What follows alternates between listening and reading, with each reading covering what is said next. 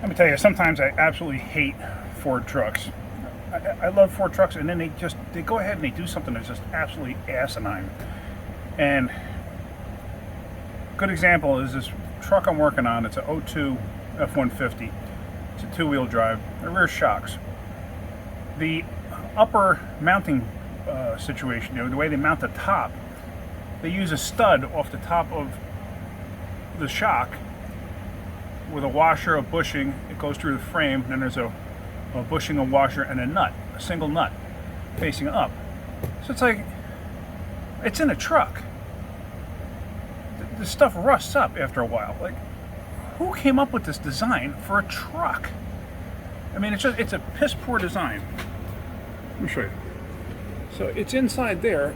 As you can see, I've already heated that thing up. I had it on fire there for a little while. And as you can tell, the top is all rusted. So it's like, I can't get in there with a sawzall to cut it because it's just at such a weird angle. I can't get a cutoff wheel in there because it's at such a weird angle. So you have no room. That's the area I have to work with, and it's inside here. See that? So it's like, how do you get in there when it's like that? So what I'm going to have to do is I'm going to have to take a torch.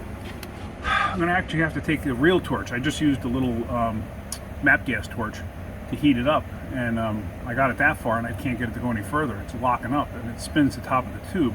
I even have a chain wrench on the tube of the shock to try to hold it, but it keeps spinning. I just can't hold it.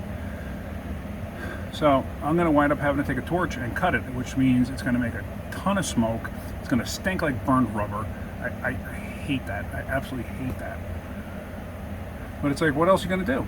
And the other side, actually, I actually have a little more room. I may be able to get in with a sawzall on the other side and just cut the top off, or maybe even a cutoff wheel and get in there and cut the top off. You can actually see it from here. If you look all the way over there on the other side there, you see it? But I can get to that from underneath. I let it down a little bit, and I can actually have it at a good height. And I should be able to get up there with a cutoff wheel and just slice the thing off. But like I said, on this side, there's just no way. You have no room. I don't know. So yeah, it looks like I'm going to be grabbing a torch and just, slicing the top of that. So, just shop's going to stink. What am I going to do? I have no choices. All right, well, if you're getting anything out of my videos, hit the like button. If you could, please subscribe.